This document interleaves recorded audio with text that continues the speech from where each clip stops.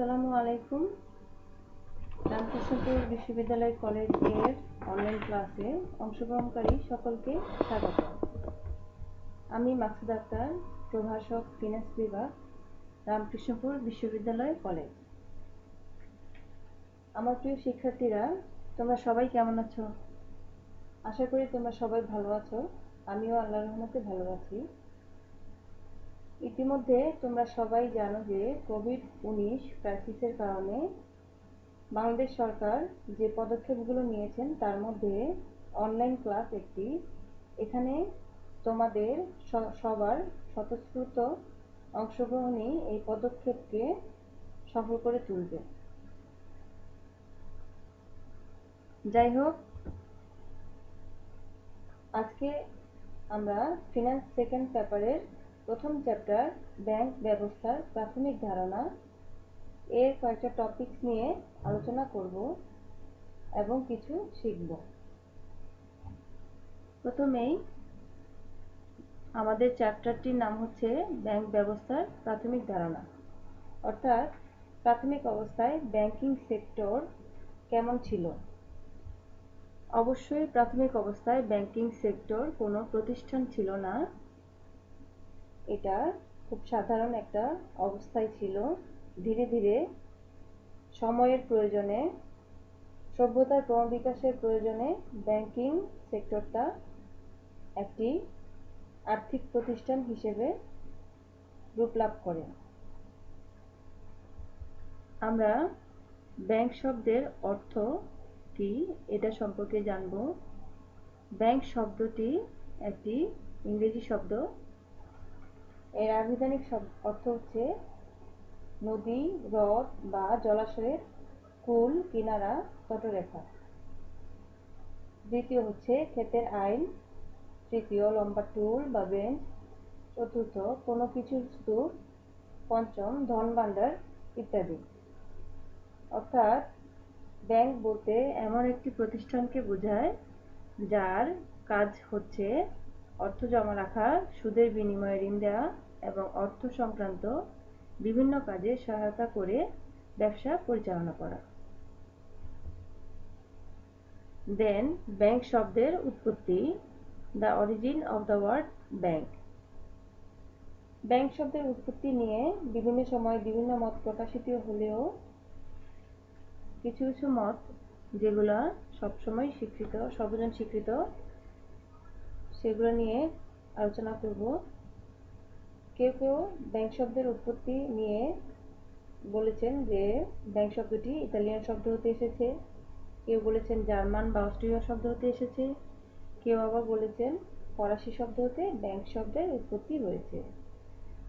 এর মধ্যে প্রথম মত হলো ব্যাংক শব্দটি ইতালিয়ান শব্দ Banquo, BANCO, Banquo, বাঙ্কা, BANCA, বাঙ্কা, BANCUS, বাঙ্কাস ইত্যাদি শব্দ হতে উদ্ভূত হয়েছে। মধ্যযুগে ইতালির ইহুদি ব্যবসায়ীরা লম্বা টুল বেঞ্চে বসে অর্থের ব্যবসা চালাত। এই টুল বা লম্বা বেঞ্চকেই বাঙ্কো, বিভিন্ন অঞ্চল ভেদে বাঙ্কো, বাঙ্কা, বাঙ্কাস, BANCUS, বাঙ্কাস, ব্যাংক, BANC, ব্যাংক, BANGকে ব্যাংক ইত্যাদি নামে অভিহিত করা হতো। দ্বিতীয় মতটি হচ্ছে ব্যাংক শব্দটি ইতালিয়ান শব্দ ব্যাংকো এবং জার্মান ও অস্ট্রীয় শব্দ ব্যাংক, BANKE শব্দ হতে উদ্ভূত হয়েছে।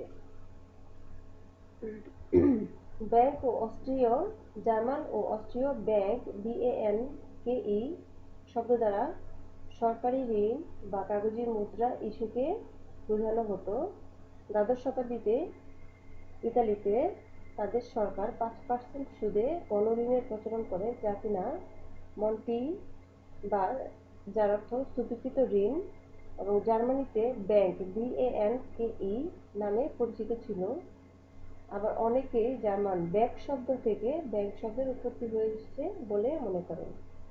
বিভিন্ন সময় বিভিন্ন মত প্রকাশ পেলেও জার্মান ব্যাংক, BANKE ব্যাংক এবং ইতালীয় ব্যাংকো, BANC অস্ট্রিয় ব্যাংকো থেকে ব্যাংক শব্দের উদ্বুদ্ধ হয়েছে বলে অধিকাংশই মত প্রকাশ করেছেন। ব্যাংকের উৎপত্তির সংক্ষিপ্ত ইতিহাস।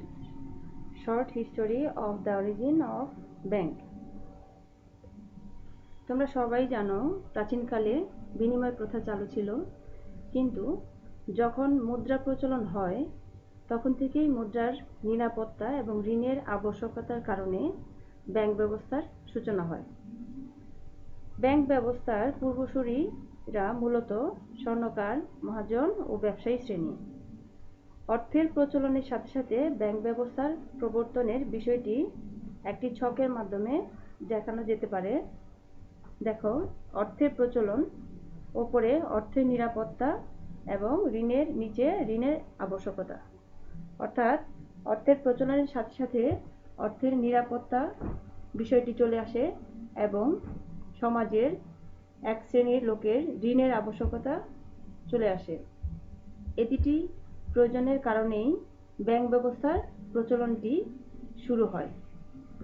ঠিক আছে, তারপর এটা হচ্ছে একটি ব্যাংক ব্যবস্থার উৎপত্তি সংক্রান্ত ধারণা মডেল।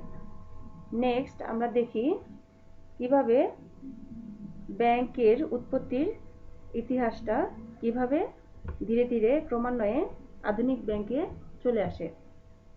প্রথমে মুদ্রার প্রচলন ও ব্যাংক। অর্থনীতিবিদ হান্না বলেছেন, মুদ্রার প্রয়োজনেই এসেছে ব্যাংক। মুদ্রা যেমন জন্ম দিয়েছে ব্যাংকের, তেমনি ব্যাংক আবার মুদ্রাকে করেছে গতিশীল। নেক্সট ঋণ ব্যবসায়ের প্রচলন ও ব্যাংক। সমাজের কিছু লোকের ঋণের প্রয়োজন হয় এবং এই ঋণদান সামর্থ্যকে বৃদ্ধির জন্য সুদের সৃষ্টি হয়। এভাবে ব্যাংক ব্যবস্থার প্রচলন ঘটে। তারপর দেখো সভ্যতার ক্রমবিকাশ ও ব্যাংক। সভ্যতার বিকাশের সাথে সাথে ব্যবসা বাণিজ্যের প্রসার এবং অর্থের ব্যবহার বৃদ্ধি পায়। এ সময়ে ব্যাংক ব্যবস্থার উন্নয়নে বিভিন্ন সভ্যতার অবদান রয়েছে। এর মধ্যে যে সভ্যতাগুলো বিশেষভাবে অবদান রেখেছে সেগুলো ব্যাবিলনীয় সভ্যতা। এটি খ্রিস্টপূর্ব 2000 অব্দে এই সভ্যতাকালে উপাসনালয়ে ব্যাংক ব্যবস্থার উদ্ভব ঘটে। পুরোহিতগণ ছিলেন এই ব্যাংকের কেন্দ্রবিন্দু। মানুষ তাদের নিকট নিরাপত্তার জন্য অর্থ জমা রাখত এবং তারা ওই অর্থ সমাজের কিছু অংশের, অর্থাৎ যারা অভাবগ্রস্ত ছিল তাদেরকে ওই অর্থটাই ঋণ দিতেন। এবং এই সময় মূলত জমা রসিদ, উত্তোলন রসিদ এইসবের প্রচলন ঘটেছিল এবং এটাই ঐতিহাসিক প্রমাণ রয়েছে ইতিহাসে। তারপর রোমান সভ্যতা। খ্রিস্টপূর্ব 1000 অব্দে রোমান সভ্যতাকালে রোমের 7 পাহাড়ের ব্যবসায়ীগণ অর্থের ব্যবসা করতেন বলে ইতিহাস থেকে জানা যায়। এ সময়ে লেনদেন নিষ্পত্তিতে চেক, ব্যাংক ড্রাফট ইত্যাদির ন্যায় দলিলাদির প্রচলন ঘটেছিল। ঋণ সরবরাহের নিমিত্তে সেখানে ঋণদানকারী ব্যাংক বা লোন ব্যাংক প্রতিষ্ঠা হয়েছিল। তারপর চৈনিক সভ্যতা। এটি খ্রিস্টপূর্ব 600 অব্দে চৈনিক সভ্যতা শুরু হয়। তখন শানসি ব্যাংক নামে এক ধরনের ব্যাংক প্রাতিষ্ঠানিক রূপ লাভ করে। মুদ্রা প্রচলনের দায়িত্ব এই ব্যাংক পালন করত। আমানত সংগ্রহ ও ঋণদানের মতো ব্যাংকিং কার্যক্রম এর আওতাধীন ছিল। এছাড়াও সিন্ধু সভ্যতা, বৈদিক সভ্যতা, গ্রিক সভ্যতা, পারস্য সভ্যতা ইত্যাদি কালেও প্রাথমিক ব্যাংক ব্যবস্থার প্রচলন হয়েছিল বলে ইতিহাস থেকে আমরা বিভিন্ন সময় বিভিন্ন তথ্য পেয়েছি। তারপর দেখো ব্যবসা বাণিজ্যের উন্নয়ন ও ব্যাংক। মধ্যযুগে ব্যবসা বাণিজ্যের ব্যাপক উন্নয়ন ঘটে। এ সময় ইহুদি ব্যবসায়ীদের মাধ্যমেই ব্যাংক ড্রাফট, প্রত্যয়পত্র ইত্যাদি দলিলের উৎপত্তি হয়। এ সময়ে ব্যবসায়ী সম্প্রদায় প্রতিষ্ঠিত উল্লেখযোগ্য ব্যাংকগুলো ব্যাংক অফ সান জর্জিও। এটি প্রতিষ্ঠিত হয়েছিল 1178 সনে। তারপর রিক্স ব্যাংক অফ সুইডেন, এটি প্রতিষ্ঠিত হয়েছিল 1665 সনে।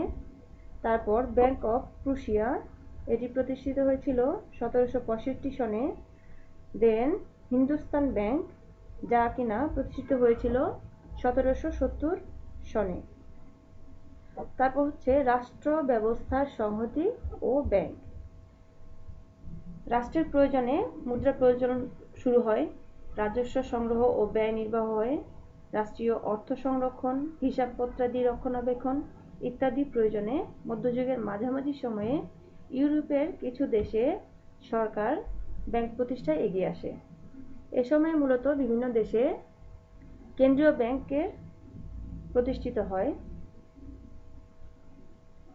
এই সময় রাষ্ট্রের সরাসরি সহযোগিতায় এ পর্যায়ে প্রতিষ্ঠিত ব্যাংকসমূহ হল ব্যাংক অফ ভেনিস 1157 সনে, যা প্রতিষ্ঠিত হয়েছিল, ব্যাংক অফ বার্সেলোনা 1401 সনে, যেটা প্রতিষ্ঠিত হয়েছিল, ব্যাংক অফ ইংল্যান্ড 1694 সনে, যেটি প্রতিষ্ঠিত হয়েছিল, ব্যাংক অফ ফ্রান্স 1800 সনে, যেটা প্রতিষ্ঠিত হয়েছিল। তারপর হচ্ছে আধুনিক যুগ ও ব্যাংক। আধুনিক যুগে ব্যাংক ব্যবস্থার অনেক বেশি উন্নয়ন হয়। এই সময়ে সরকারের অর্থনৈতিক কর্মকাণ্ড ব্যাপক হয়, যার ফলে সব দেশেই মোটামুটি কেন্দ্রীয় ব্যাংক প্রতিষ্ঠা পায়। আধুনিক যুগে ব্যাংক ব্যবসায়ের উন্নয়নকে উপস্থাপন করা যেতে পারে এভাবে, যেমন শাখা ব্যাংক ব্যবস্থার ব্যাপক বিকাশ পায় এই সময়ে। তারপর বিভিন্ন বিশেষায়িত ব্যাংক প্রতিষ্ঠা পায়, কম্পিউটার প্রযুক্তি ও ডাটাবেজ ব্যবস্থার ব্যাপক উন্নয়ন ঘটে, স্যাটেলাইট প্রযুক্তি নির্ভর আন্তঃব্যাংকিং নেটওয়ার্ক প্রতিষ্ঠা পায়। তারপর মনুষ্যবিহীন প্রযুক্তি নির্ভর লেনদেনেরও প্রসার পায়। ব্যাংক ব্যবস্থার ক্রমোন্নয়নের সংক্ষিপ্ত ইতিহাসকে আমরা একটি ছকের মাধ্যমে উপস্থাপন করতে পারি। যেমন প্রথমেই আধুনিক যুগ ও ব্যাংক, যে সময়ে কিনা শাখা ও বিশেষায়িত ব্যাংক ব্যবস্থার উন্নয়ন ও উন্নত প্রযুক্তির ব্যবহার শুরু হয়। তারপর হচ্ছে রাষ্ট্র ব্যবস্থার সংহতি ও ব্যাংক, এই সময়টাতে কেন্দ্রীয় ব্যাংকের ব্যবস্থার প্রতিষ্ঠা লাভ করে। তারপর হচ্ছে ব্যবসা বাণিজ্যে ও উন্নয়ন ব্যাংক। প্রাতিষ্ঠানিক ব্যাংক এবং শাখা বা প্রতিনিধি ব্যাংক ব্যবস্থা শুরু হয় এই সময়টাতে। সভ্যতার ক্রমবিকাশ ও ব্যাংক, তখন উপাসনালয় ব্যাংক, সান্সি ব্যাংক ও ঋণ ব্যাংক প্রতিষ্ঠা পায়। ঋণ ব্যবসায়ের প্রচলন ও ব্যাংক, মহাজন বা অর্থ ও ঋণের ব্যবসায়ী শ্রেণীর উদ্ভব ঘটে। মুদ্রার প্রচলন ও ব্যাংক, এই সময়টাতে অর্থের নিরাপত্তা বিধানের প্রয়োজন অনুভব হয়। এভাবে ধীরে ধীরে ব্যাংকটা আধুনিক ব্যাংকে রূপান্তরিত হয়। তাহলে আমরা দেখতে পাচ্ছি হাজার বছরের বিবর্তনের মধ্য দিয়ে আজকের আমাদের আধুনিক ব্যাংক রূপ লাভ করে। আজকে বিশ্বে অর্থনৈতিক প্রয়োজনেই এতটা গুরুত্ব পেয়েছে যে একে অর্থনীতির জীবনী শক্তি অর্থাৎ life blood of modern economy হিসেবে ধরা হয়। তারপর ব্যাংক সম্পর্কে ধারণা, কনসেপ্ট অফ ব্যাংক। প্রথমে ব্যাংক সম্পর্কে ধারণা বলতে আমরা বুঝি ব্যাংক হচ্ছে একটি আর্থিক মধ্যস্থতাকারী ব্যবসা প্রতিষ্ঠান, যা কিনা স্বল্প সুদে জনগণের কাছ থেকে বা সমাজের এক শ্রেণীর কাছ থেকে টাকা বা অর্থ জমা রাখে এবং এই অর্থকে অধিক লাভে বা অধিক সুদে আরেক শ্রেণীর কাছে ঋণ দিয়ে থাকে।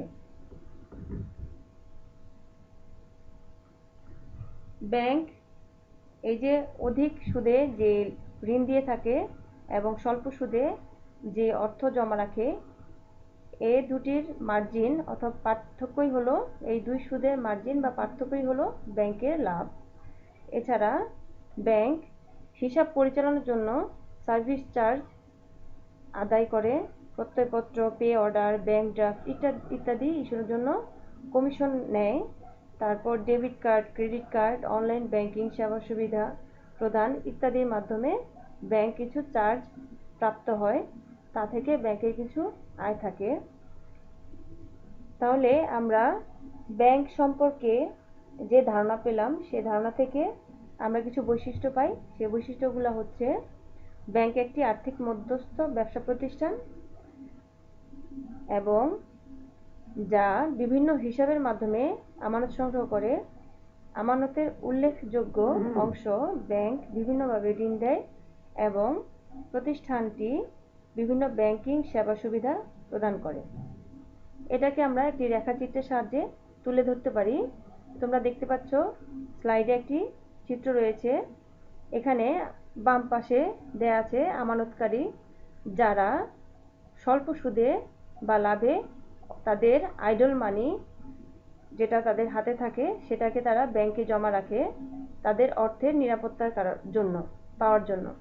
এবং ডান পাশে দেখতে পাচ্ছ ঋণ গ্রহীতা, যাদের অর্থের প্রয়োজন ইনভেস্ট করার জন্য, তারা ব্যাংক থেকে সেই অর্থটাকে গ্রহণ করে এবং অধিক সুদে ব্যাংকে তা একটা সময়, নির্দিষ্ট সময় পরে সেই টাকাটা তারা ফেরত দেয়। এটা যখন ব্যাংকের কাছে চলে আসে, যখন তারা এই ঋণটাকে নিয়ে নেয় ঋণ গ্রহীতার কাছ থেকে অধিক সুদে, তখন ব্যাংক এখান থেকে কিছু মার্জিন রেখে, তাদের লাভটা রেখে স্বল্প সুদে এই টাকাটা আবার আমানতকারীদের কাছে ফেরত দেয়। এখানে যে মার্জিনটা থাকে সেটাই হচ্ছে ব্যাংকের আয়। মাঝখানে হচ্ছে ব্যাংক ও আর্থিক মধ্যস্থ ব্যবসায়ী প্রতিষ্ঠান। ব্যাংকও হতে পারে বা আর্থিক মধ্যস্থতাকারী অন্য যে ব্যাংকগুলো আছে, বিশেষায়িত ফার্ম আছে, তারাও এখানে এই ব্যবসা করতে পারে। এখানে মাঝখানে স্লাইডের মাঝখানে সেই প্রতিষ্ঠানটা রয়েছে। তাহলে এই চিত্রটি হচ্ছে ব্যাংক সম্পর্কিত ধারণা মডেল।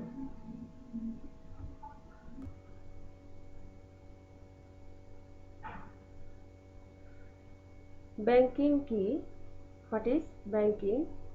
ব্যাংকের যাবতীয় সকল কাজকেই ব্যাংকিং বলতে পারি আমরা আরও বলতে পারি ব্যাংক একটি প্রতিষ্ঠান। এই প্রতিষ্ঠানের মাধ্যমে যে সকল কাজ সম্পাদিত হয় তাই ব্যাংকিং। তাহলে ব্যাংক কি কি কাজ করে? তোমরা সবাই জেনেছ, ব্যাংক চলতি, সঞ্চয়ী ও মেয়াদি হিসেবে অর্থ জমা সংগ্রহ করে, চেক গ্রহণ ও পরিশোধ করে, বিলের বার্তা করে, গ্রাহকের সুবিধার্থে এক স্থান থেকে অন্য স্থানে অর্থ স্থানান্তর করে। এছাড়াও গ্রাহককে বিভিন্ন সেবা সুবিধা প্রদান করে থাকে। অর্থাৎ ব্যাংকের সামগ্রিক কর্মকাণ্ডই হলো ব্যাংকিং।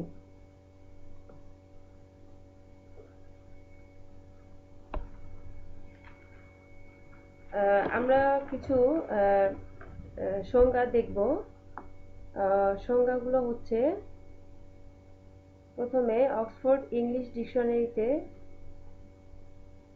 বলা হয়েছে, একজন ব্যাংকারের ব্যবসা এবং ব্যাংক ব্যবসায়ের ব্যবস্থাপনাকেই ব্যাংকিং বলে। Banking is the business of A banker, the keeping or management of A bank. Second হচ্ছে 1949 সালের ভারতীয় ব্যাংকিং আইনের 5(1) ধারায় বলা হয়েছে, ব্যাংকিং হলো ঋণ মঞ্জুর বা অর্থ বিনিয়োগ করা, জনগণের অর্থ জমা হিসেবে সংগ্রহ করা, চাইবা মাত্র বা অন্য কোনো অবস্থায় তা উত্তোলনের সুযোগ প্রদান করা।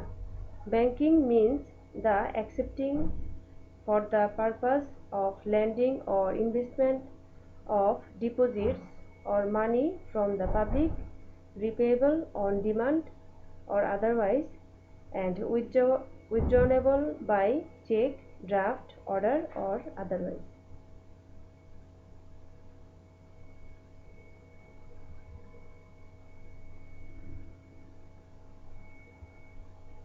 প্রিয় শিক্ষার্থীরা, তোমরা এতক্ষণ যে ক্লাসগুলো করলে অনলাইনে, এই ক্লাসগুলো করে তোমরা যা বুঝেছ, তার মধ্যে থেকে ব্যাংক এবং ব্যাংকিং এর মধ্যকার 5টি পার্থক্য, এটা তোমাদের বাসার হোমওয়ার্ক থাকবে।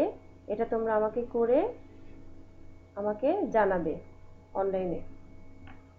আজকের মতো এখানেই শেষ করলাম, এবং তোমাদের কোনো প্রবলেম থাকলে সেটা আমাকে অনলাইনে জানাবে, আমরা সেগুলো সলভ করব। আমরা নেক্সট ক্লাসে পরবর্তী টপিকসগুলো নিয়ে আলোচনা করব।